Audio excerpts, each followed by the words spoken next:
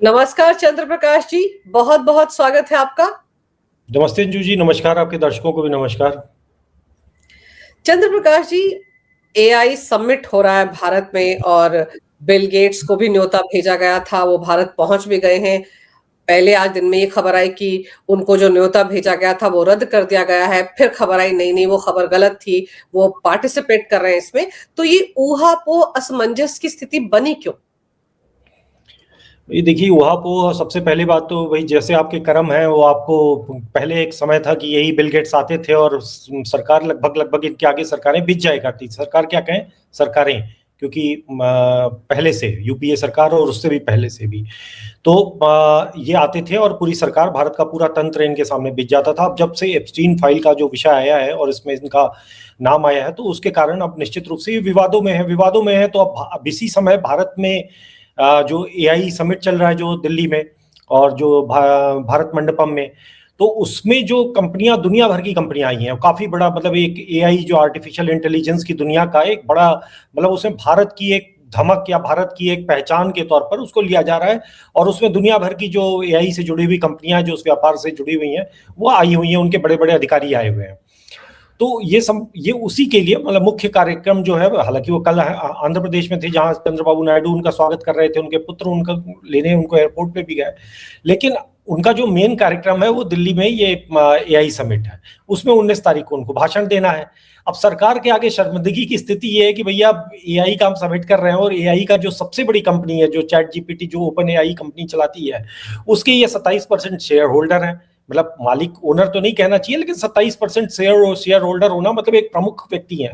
और उसमें ये आकर एक स्पीच देना है, जो इनको एक की नोट स्पीच है, जो 19 फरवरी को। और अब अगर आप इसको उगल भी नहीं सकते हो, निगल भी नहीं सकते हो, तो कुल मिलाकर ऐसा लग रहा है कि सरकार ने एक पानी टेस्ट किया, कि भाई खबर चलाया कि भाई पीटीआई के माध्यम से, सूत्रों के हवाले से उन्होंने एक वाटर टेस्ट किया कि भाई कि उनका हमने इनविटेशन कैंसिल कर दिया है। अब सवाल ये है कि भाई कोई आम व्यक्ति तो है नहीं कि भाई कैंसिल हो गया तो वो चला जाएगा एयरपोर्ट से, फ्लाइट से। भाई उनका करोड़ों अरबों का इन्वेस्टमेंट है भारत में, भारत के भी इंटरेस्ट उससे जुड़े हुए हैं। आप रातों रात किसी, ठीक है बुरा है तो क्या हुआ, आपको बहुत सारी चीजें और देखनी है। तो संभवतः हो सकता है कि कुछ इस तरीके के फैक्टर्स उसमें देखे गए हों। और सरकार को क्या, मतलब गेट्स फाउंडेशन ने, जो भारत में जो गेट्स फाउंडेशन का कार्यालय है, उन्होंने ये बयान जारी करके एक्स पर उन्होंने एक पोस्ट किया है कि नहीं, वो तय समय के अनुसार वो स्पीच देंगे अपना। और इसके अलावा उनके चित्र लगाए हैं कि कैसे वो एक केले की फसल की फोटो खींच रहे हैं अपने मोबाइल से। भारत में आते हैं तो एकदम बेतकल्लुफ उठते हैं बिल गेट्स, उनका एक टूरिज्म भी चलता है भारत में। तो अब चूंकि उनके जो कर्म है उसका परिणाम है कि आज सरकार को सोचना पड़ रहा है, और सबको एक विरोध भी हो रहा है, जनता की तरफ से भी विरोध हो रहा है कि भैया आप ऐसे व्यक्ति को कैसे स्वागत करोगे। ये व्यक्ति आकर अब हमें क्या, मतलब हम क्या मैसेज देंगे दुनिया को। लेकिन अब ना तो उगले बन रहे हैं ना निगले बन रहे हैं। ये वैसे ही है कि शादी में आपने किसी ऐसा कोई मेहमान, अनचाहा मेहमान आ जाए, जिसे खिलाना भी जरूर, मतलब नहीं खिलाएंगे तो भी ठीक नहीं, और खिलाएंगे तो फिर बेइज्जती होगी, बदनामी होगी समाज में। उस तरीके की बात हो गई है भारत के लिए। लेकिन बिल गेट्स का तो मतलब विवादों से पुराना नाता रहा है ना। उनकी पत्नी के साथ जब उनका डिवोर्स हुआ था, तब भी तो एक खबरें आई थी कि इसी तरह के आरोप, जो अभी हम कह सकते हैं एप्स्टीन में उन पर लग रहे, ऐसे आरोपों के तहत तो दोनों अलग हुए थे। हाँ नहीं, दोनों सारी चीजें सही हैं, वो सब चीजें सही हैं, लेकिन ये भी सही है कि भारत में उनका अरबों का निवेश है। आप नोएडा, गुड़गांव और देश के अलग अलग, बेंगलोर और उन शहरों में माइक्रोसॉफ्ट के बड़े बड़े कैंपस देख लीजिए, उसमें हजारों लाखों लोग काम करते हैं। अमेरिका में जो उनकी सारी चमक दमक है माइक्रोसॉफ्ट में, भारतीय लोग ही काम करते हैं, और मतलब बड़ी संख्या में भारतीय लोग काम करते हैं। तो वो सब चीजों को भी नजरअंदाज नहीं किया जा सकता। तो वही बात है कि ना उगले बन रहा है। और दूसरी बात है कि एक, जैसा तुलसीदास जी ने कहा है कि समर्थ को नहीं दोष गोसाई। तो भाई ये तो समर्थ लोग हैं, ये तो मतलब धनी हैं, और इनके हजार पाप होंगे, लाख पाप होंगे। आपको कुछ अनदेखी भी करनी पड़ती है, और कुछ जो है वो सहना भी पड़ता है। तो इससे पहले भी इनके, ऐसा नहीं कि अचानक से खुलासा हो गया और अचानक से इनके कर्म सामने आ गए। ये बड़े पुराने पापी हैं, मतलब बहुत पुराना इनका इतिहास रहा है। और ये एक तरह से, जिसको एक कहते हैं एक दुष्ट व्यक्ति, एक एविल, जिसके लिए अंग्रेजी में शब्द होता है। तो ये उस तरीके के व्यक्ति हैं जिनकी प्रामाणिकता सिर्फ भारत में नहीं, उनके स्वयं के देश में भी लोग यही शब्द इनके लिए प्रयोग करते हैं। लेकिन इनकी अजल अलग अलग थ्योरीज हैं। मतलब एक तरह की, जो एक कहते हैं कि जो एक आसुरी सोच होती है कि जिसमें आप प्रकृति पर नियंत्रण पाना चाहते हो, जिसमें आप हर चीज को जो है अपने हिसाब से मोल्ड करना चाहते हो। आप चाहते हो कि दुनिया, ये जो पूरे ईश्वर की बनाई प्रकृति है, मैं इसको अपने हिसाब से चलाऊं। तो ये उसी तरीके से चला रहे थे। अब उसमें जब से ये फाइल आई है तब से तो अब इनके पर चीजें खुल के ही सामने आ गई। इन लोगों ने चित्र देख लिए, नाम तो पहले भी आ गया था लेकिन तब लोगों ने चित्र नहीं देखा था, तब इनकी कहानियां नहीं आई थी। अब कहानियां आ गई हैं तो अब सरकार के लिए भी और सबके लिए, पूरी दुनिया इनको कैसे होस्ट करेगी, भारत ही नहीं बल्कि विश्व के अन्य देशों को भी अब सोचना पड़ेगा कि इस व्यक्ति को हम अगर बुलाएंगे। अब चक्कर क्या है कि इसके साथ हमारा व्यापार भी चल रहा है, तो व्यापार भी देखना है हमें अपना, और बाकी भी चीजें देखनी है।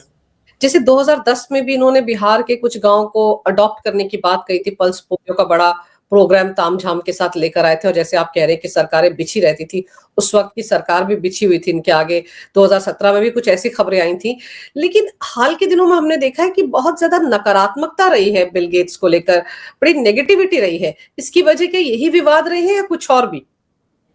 देखिए, जो बहुत धनी लोग होते हैं वो लोग मीडिया को मैनेज कर कर, उनको पता होता है कि अपनी इमेज को कैसे चमकाना है। जैसे आपको याद होगा, भी बहुत ज्यादा दिन पुरानी बात नहीं है, महीना डेढ़ महीना पहले हुआ होगा कि क्योंकि सास भी कभी बहू थी में जो भूतपूर्व मंत्री स्मृति ईरानी, वो उनके लिए उनका स्वागत कर रही है। ट्रेलर आया था, सीरियल में बताया था कि 2 एपिसोड में या 3 एपिसोड में ये स्वयं उपस्थित भी हुए थे उस सीरियल में। और उसमें वो क्या करने आए थे, वो एक वैक्सीन बेचने आए थे। वो महिलाओं के, गर्भवती महिलाओं के स्वास्थ्य पर जागरूकता फैला, मतलब बिल गेट्स जो है वो गर्भवती महिलाओं के स्वास्थ्य पर जागरूकता फैलाना चाहते हैं। ये सुन के भी थोड़ी हंसी आती है कि तो अब उसमें वो उस कार्यक्रम में वो सीरियल में दिखाई दिए। लोगों ने देखा तो पता चला कि भैया वो तो सर्वाइकल कैंसर, जो एक बड़ी बीमारी है, एक बड़ा संकट है, समस्या होती है महिलाओं को की बीमारी है, उसके लिए वैक्सीन बेचने आए थे। ठीक है, वैक्सीन बेचने में कोई बुराई नहीं, आप वैक्सीन लेकिन वैक्सीन तो भाई अगर आवश्यकता है मार्केट में तो वैक्सीन बिकेगी। कोविड का किसने प्रचार किया था? कोविड का की वैक्सीन आई थी तो क्या किसी को जाकर टीवी पे विज्ञापन देना पड़ा था? किसी को नहीं देना पड़ा था। मेरी जरूरत है मैं लगवाऊंगा, नहीं जरूरत हो तो नहीं भी लगवाऊंगा। लेकिन नहीं, आपके लिए चूंकि एक मार्केट है, भारत एक बहुत बड़ा, और अभी सबसे बड़ी बात है कि तमाम जो इसके ट्रायल हुए, जो सब कुछ हुए, अब मैं आगे इसका नाम नहीं लूंगा बीमारी का, क्योंकि तरह तरह की समस्याएं आती हैं, हर तरह का तंत्र जो है वो उसमें लागू होता है। तो वो जो है थी वो वैक्सीन जो है वो, उसके जो ट्रायल हुए थे, बहुत सारे ट्रायल हुए थे और वो ट्रायल विफल भी हुए थे। उसमें कई गुजरात में और तेलंगाना में जो ट्राइबल बच्चियों, ये बात है जब मनमोहन सिंह प्रधानमंत्री हुआ करते थे 2007-2008, आप गूगल पे जाकर रिपोर्ट मीडिया में सर्च कर लें तो पता चलेगा कि इनके ही एक एनजीओ के माध्यम से एक क्लिनिकल ट्रायल किया गया था। यानी भारतीय बच्चों को गिनी पिग बनाया गया था, बच्चों मतलब बच्चियों को, और उनके सर्वाइकल कैंसर के लिए उनको ये वैक्सीन दी गई थी। और बड़ी संख्या में ट्राइबल लड़कियों की मृत्यु हुई थी उसमें, जिसमें उन बच्चों के माता पिता से परमिशन भी नहीं ली गई थी। और वो वैक्सीन आज भी दुनिया भर में सवालों में है, कई सारे देशों में, कई सारे जगहों पर इस तरीके की समस्याएं, शिकायतें आ चुकी हैं। वो सही है या गलत है मैं उसके बारे में कुछ नहीं कहना चाहूंगा, लेकिन प्रश्न है। तो वो प्रश्न जो है वो इनके पर आए। तो लेकिन ये उनका जो उद्देश्य है कि चूंकि भारत सबसे बड़ा बाजार है, आप एक वैक्सीन बेचोगे तो एक एक भाई पानी है, थोड़ा बहुत खर्चा लगता है, कोई बहुत ज्यादा उसमें थोड़ी होता है। लेकिन अब आप हजारों लाखों रुपए का बेचोगे और यहाँ से मुनाफा कमाओगे, तो कोई जनता का कल्याण, महिलाओं का स्वास्थ्य, ये सब कहने की बात है। दूसरी बात है कि एक इनका एक ऐसा एजेंडा है जो कि अक्सर विवादों में रहता है, हालांकि उसकी इनकी तरफ से खंडन किया जाता है, कि एक बार इन्होंने कहा था कि ये विश्व की जनसंख्या को कम करना चाहते हैं। ये जो 9 बिलियन की पॉपुलेशन है ये बहुत ज्यादा है, इसको कम करने की जरूरत है। और कम करना ठीक है, अच्छी जनसंख्या नियंत्रण होना चाहिए, लेकिन जनसंख्या नियंत्रण किसी बीमारी को लाकर, किसी वैक्सीन को देकर अप्राकृतिक तरीके से नहीं होना चाहिए। वो जागरूकता के व्यक्ति का मामला है, लेकिन इन्होंने उस चीज के लिए यहां तक कि मतलब जो एक महामारी 2 साल 4 साल पहले आई थी, अब उसका भी नाम नहीं लूंगा मैं, उस समय भी इन्होंने कहा था कि वो जो है वो आने वाली है। 1 साल पहले ये बता चुके थे आने वाली है। ये इतने बड़े विजनरी व्यक्ति हैं। तो कई बार ये सवाल उठते हैं कि भैया आप ही तो नहीं ना फैला रहे हो, क्योंकि आप फैला भी रहे हो, फिर तुम्ही ने दर्द दिया है, तुम ही दवा दोगे वाली बात होगी, तुम ही जो है वैक्सीन लाकर बेचोगे और फिर तुम्हारे लिए एक धंधा चलता रहेगा। तो इस तरीके से जो एक कहते हैं कि जो एक आसुरी मानसिकता होती है कि आप पहले लोगों के लिए समस्याएं पैदा करो। तो ये बार बार इनके, जो आपने कहा कि भाई पहले भी इनका आते रहे, तो अभी हाल तक ये बड़ी पॉजिटिविटी थी। आए थे तो वो बेंगलोर में कौन से चाय वाला जो था, एक जो चश्मा वश्मा लगा के हीरो स्टाइल में रहता है, उससे मिलने गए थे। तो पूरा ये भारत जो था, एक डॉली चाय वाला, मेरे ख्याल से इंदौर में था डॉली चाय वाला। मतलब इंदौर का या बेंगलोर कहीं कहाँ का था मुझे तो ये बेसिकली अपना प्रचार कि मैं बहुत महान हूँ, महिलाओं की चिंता करता हूँ, गरीबों की चिंता करता हूँ, बच्चों की चिंता करता हूँ, कितनी चिंता करते हैं वो तो फोटो सबने देख ली। तो अब तो चिंताओं पर कोई प्रश्न रह नहीं गया। भाई आप तो माइक्रोसॉफ्ट के मालिक थे, अच्छा था वहां तक रहते, लेकिन उसके अलावा जो एक महान बनने की चुल्ल होती है कि भैया मैं लार्जर देन लाइफ बन जाऊं और मैं प्रकृति, इनके कैसे कैसे वेंचर हैं, मतलब कि कैसे ये अप्राकृतिक पनीर बनाना चाहते हैं, कैसे ये मच्छरों को इनकी एक फैक्ट्री है, मतलब ये सॉफ्टवेयर ही नहीं बनाते, इनकी एक कोलंबिया में एक फैक्ट्री है जहां पे मच्छरों का उत्पादन किया जाता है और 30 बिलियन मतलब 3 करोड़ मच्छर हर सप्ताह वहां पर पैदा किए जाते हैं और उनको दुनिया के 11 देशों में उनका पायलट प्रोजेक्ट चल रहा है, जिसमें से इंडोनेशिया और भारत के बगल में श्रीलंका भी है। ये भारत में उस प्रोजेक्ट को करना चाहते थे, मोदी सरकार ने उसको होने नहीं दिया कि भैया ये सब काम मत करो, हम अपना खुद से कर लेंगे। तो ये अब वो मच्छरों को क्यों ये बना रहे हैं, ये कहते हैं कि ये मच्छर जाएंगे और वहां पर डेंगू के मच्छरों को खा जाएंगे। बहुत अच्छी बात है, सुन के बड़ा अच्छा लगता है, लेकिन उन देशों में अभी तक डेंगू के मच्छर खत्म नहीं हुआ, वहां आज भी डेंगू होता है। कौन जाने आप किसको खिलाने के लिए वो मच्छर भेज रहे हो, कौन सा जेनेटिक आप चेंज कर दो। आपका तो मिशन चल ही रहा है बच्चों को मतलब पॉपुलेशन कम करने का, और भारत जैसे देशों की पॉपुलेशन कम करना तो बहुत आप लोगों का प्रोजेक्ट रहा है। भारत की जनसंख्या बहुतों को खटकती है, तो कहीं ना कहीं ये सब इनके खेल रहे हैं और बहुत तरीके किस तरीके से फसलों पर इनकी, ये दुनिया के सबसे बड़े, अमेरिका के सबसे बड़े किसानों में से है, ये किसान भी है, मतलब इनके बहुत सारे अवतार हैं ये, मतलब सिर्फ सॉफ्टवेयर आप समझ रही हैं तो, या AI समझ रहे हैं तो ऐसा नहीं है। ये 5वें सबसे बड़े किसान हैं, सबसे बड़े लैंड होल्डर हैं, जहां पे जेनेटिक मॉडिफाइड फसलें बोई जाती हैं। और ये चाहते हैं भाई, जब आप इतना बो रहे हो तो जो ये तमाशा चल रहा है कि भारत का डेयरी सेक्टर खोलो, हम अपनी दूध लाना चाहते हैं, हम अपना अनाज यहाँ पर बेचना चाहते हैं, तो ये उगा कौन रहा है, यही तो उगा रहे हैं ना सज्जन। तो ये जो किसान है ये भारत जैसे किसान नहीं है, ये बो रहे हैं, इनको मार्केट चाहिए, तो ये भारत में आकर ये इस तरीके के स्वांग करेंगे, अपनी इमेज बनाएंगे। लेकिन इनका थोड़ा दुर्भाग्य रहा कि इनकी जो सच्चाई थी वो इनके घर में ही खुल गई। और सच्चाई खुली भी तो इस तरीके से है कि हर तरफ चर्चा तो हो ही रही है ना। आप भले ही उनको एक AI समिट में आने दें, उनका भाषण सुने, लेकिन उनकी इमेज तो टार्निश हो चुकी है, वो तो किसी छिपी हुई बात नहीं है। लेकिन एक हमारे देश में भी विपक्ष है जो अभी कोई पिछले हफ्ते बहुत कूद कूद कर संसद में बयान दे रहे थे कि हरदीप पुरी जो केंद्रीय मंत्री, उनका नाम भी है, PM मोदी का नाम भी है, और फिर ऐसी उनके जो यूट्यूबर्स हैं उन्होंने बड़े बड़े थंबनेल्स के साथ ये खबरें चलाई कि मोदी जी को लेकर तो और भी बड़े बड़े खुलासे होने वाले हैं। अभी तो कुछ पन्ने सामने, अभी तो एप्स्टीन फाइल के और पन्ने सामने आएंगे, लेकिन आजकल उनकी बोलती बंद हो गई है क्योंकि उनकी पार्टी के भी कुछ लोगों का नाम उसमें आ रहा है। देखिए, एप्स्टीन फाइल में क्या आ रहा है ये तो अमेरिका के लोगों को भी नहीं पता था। अगर ये 7 लोगों को जो पता चल गया तो ये तो मतलब दुनिया के सबसे बड़े या तो भविष्य दृष्टा हैं, या फिर एप्स्टीन से इनकी कोई मित्रता रही होगी, एप्स्टीन के साथ इनका कुछ लेना देना इनका भी रहा होगा जो उसने मिलके इनको बताया होगा। इसमें ये आपके जो आशुतोष और भी कुछ एक टकले से एक पत्रकार हैं वो अभय दुबे, तो ऐसे 7-8 थे जिनको अमेरिका में बुलाया गया था। अभी कुछ दिन पहले हम लोग कई बार चर्चा कर चुके हैं इस बारे में। उनको वहां पर बुलाया गया, वहां पर जाकर उनको ट्रेनिंग हुई थी और कि भाई एप्स्टीन फाइल आने वाली है, एक कॉन्स्पिरेसी थ्योरी लॉन्च करो।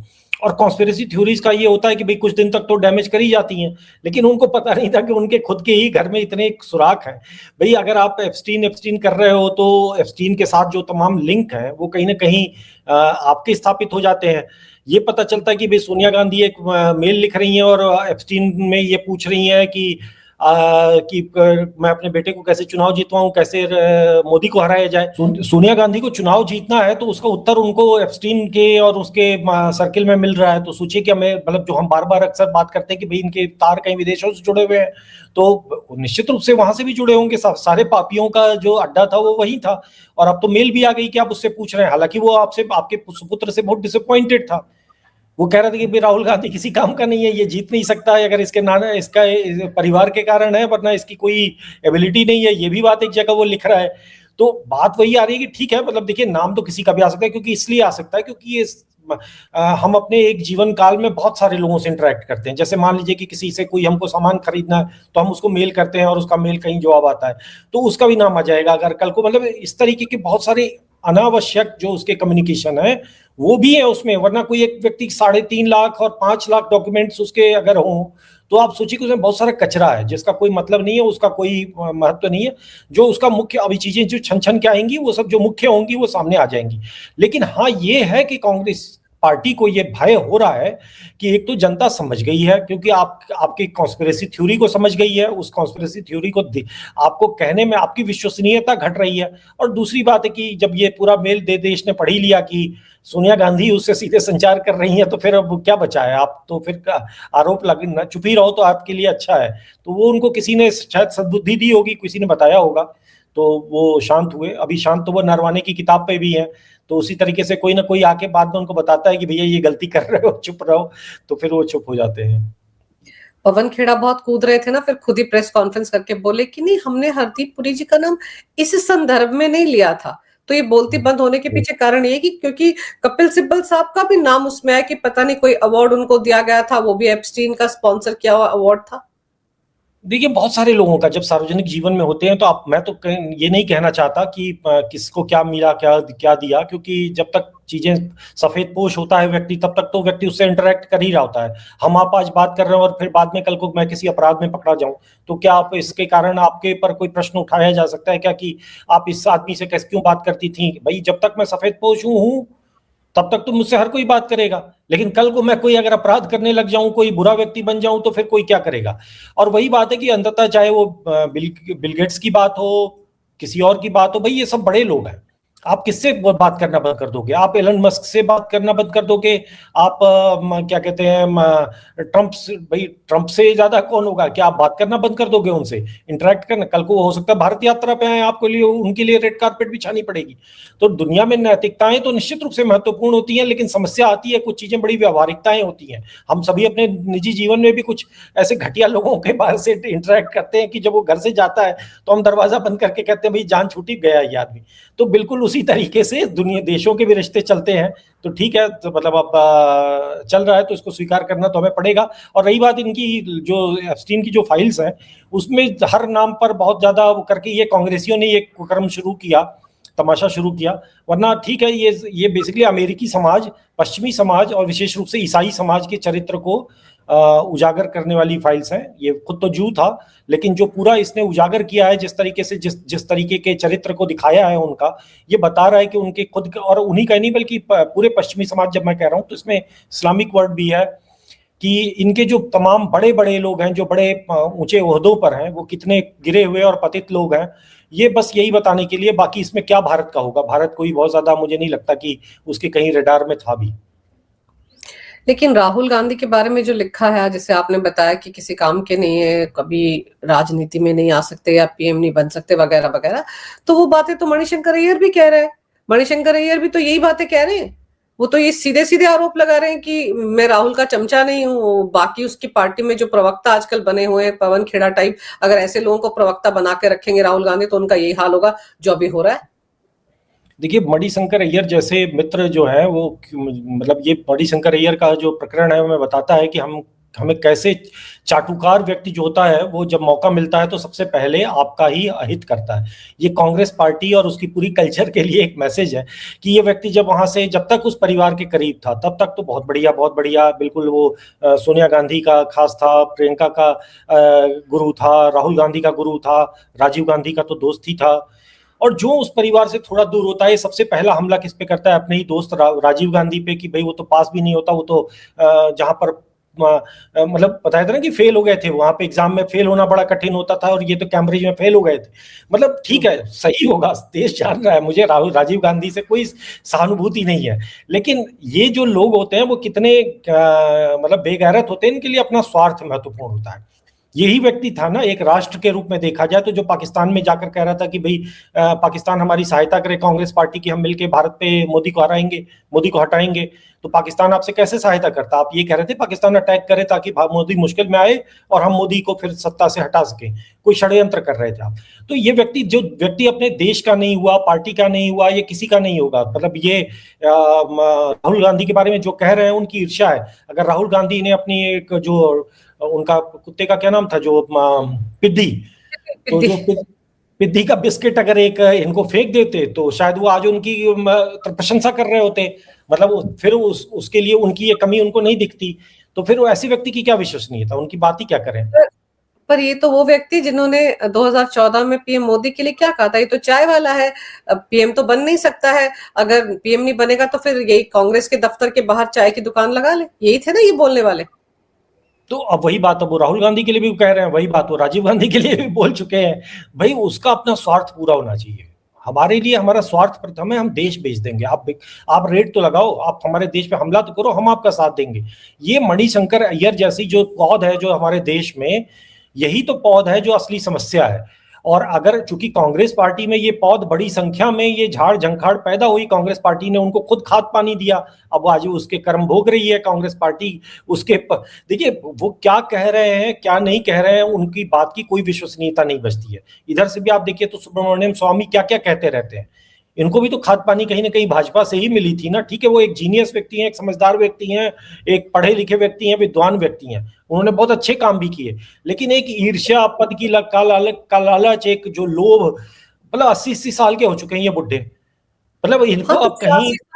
ये मणिशंकर अय्यर भी तो 84 साल की उम्र में है, आप सोचिए कि इनको अभी भी पद चाहिए, अभी भी हाँ, मतलब फूके हुए कारतूस है, लेकिन फिर भी इनको सत्ता की लालसा है, इसलिए राहुल गांधी या कांग्रेस को लेकर अनऑप्शन आप बोल रहे हैं। पहले तो ये कहते थे कि गांधी परिवार ने ही मुझे सब कुछ दिया है, मैं तो जो कुछ उनकी बदौलत ही हूँ, और आज कह रहे हैं कि ये हाल है, मैं तो राहुलियन नहीं हूँ, मैं तो नेहरूयन हूँ, क्या मैं गांधीयन हूँ, मैं राजीवियन भी था लेकिन राहुलियन नहीं हूँ, यानी कि मैं राहुल का चमचा नहीं हूँ।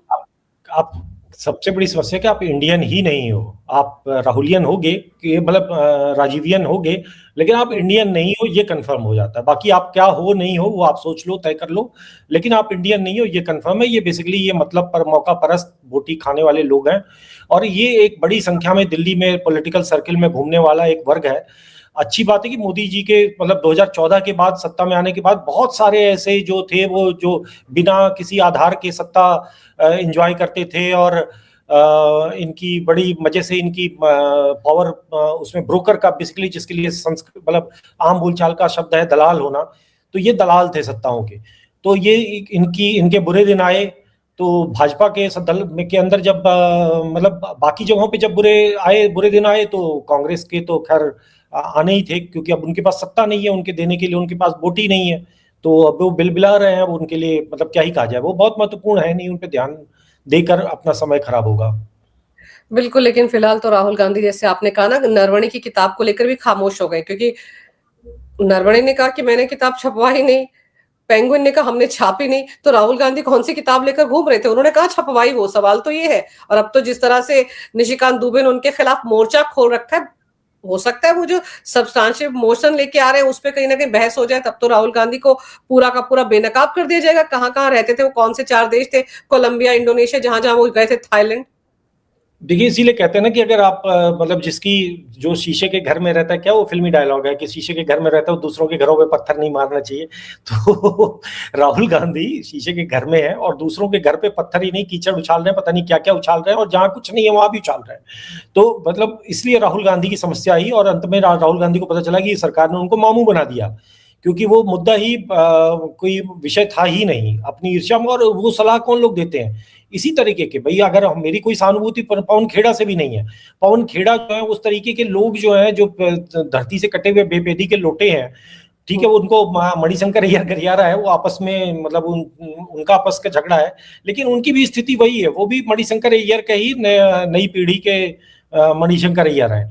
तो अब वो आकर इनको कोई एक सुर्रा पकड़ा देते हैं, और ये आदमी कुछ महीने कुछ साल तक, तो ये तो भारत देश का सौभाग्य है कि जनरल नरवणे का जो पूरा विवाद था 3 या 4 दिन या 1 हफ्ता बस चला, उसके बाद राहुल गांधी अब शांत हो गए। वरना तो वो सोचिए कि 3 साल से वो राफेल, उससे पहले नोटबंदी, उससे पहले कुछ जीएसटी हर चीज पे, फिर पता चलता था कि वो महाभारत काल को भी ले आए थे कि महाभारत युधिष्ठिर ने जीएसटी नहीं लगाया कभी, उनका ही एक स्टेटमेंट है ना कि युधिष्ठिर ने भी राज किया था लेकिन उन्होंने जीएसटी नहीं लगाया। तो राहुल गांधी को कुछ फिर वो क्या कहा था कि अमेरिका की, वहां पे भी कह रहे हैं वोट चोर गद्दी छोड़, अमेरिका में भी लोग नारा लगा रहे हैं वोट चोर गद्दी छोड़। मतलब ये आदमी शब्द पकड़ता है और उस शब्द के हिसाब से फिर उसने जीवन के हर क्षेत्र में उसको बुन लेता है। तो नरवणे का बुखार मात्र 1 हफ्ते में चला गया, ये राहुल कांग्रेस के लिए बड़े संतोष की बात होनी चाहिए। चला गया क्योंकि ऑफिशियल सीक्रेट एक्ट के तहत कार्रवाई का जब खतरा मंडराया तब ये बुखार उतरा। उसके बाद तो संसद भी जो 1-2 दिन चली, उसके बाद जो पहला हिस्सा था बजट सत्र का वो शांतिपूर्ण तरीके से चल निकला था। लेकिन चलिए अब देखते हैं बिल गेट्स को लेकर जिस तरह का रायता फैला हुआ है, आगे बाकी देश कैसे रिएक्ट करते हैं। भारत तो बच बचा कर निकल गया है, पहले कहा नहीं, न्योता दिया गया है, कैंसिल कर दिया, लेकिन फिर वो शामिल हो रहे हैं। अब 19 फरवरी को वो इस एआई समिट के दौरान क्या कुछ बोलते हैं, इस पर भी सबकी नजर रहेगी। लेकिन मणिशंकर अय्यर 84 साल की उम्र में अभी भी राजनीति कर रहे हैं और जिस पार्टी ने इतना कुछ दिया उसी पर ही उल्टे सवाल खड़े कर रहे हैं। तो ये राजनेता किस तरह के हैं कांग्रेस पार्टी में, कैसे कैसे लोगों को पाला है कांग्रेस पार्टी में गांधी परिवार ने, ये सारी सच्चाई अब लोगों के सामने आ रही है। आपने समय निकाला, बहुत विस्तार से इस विषय पर बड़ी अहम जानकारी मेरे दर्शकों को दी। आपका बहुत बहुत धन्यवाद चंद्र प्रकाश जी। नमस्कार। भारत माता की जय। वंदे मातरम। जय श्री राम। जय श्री राम।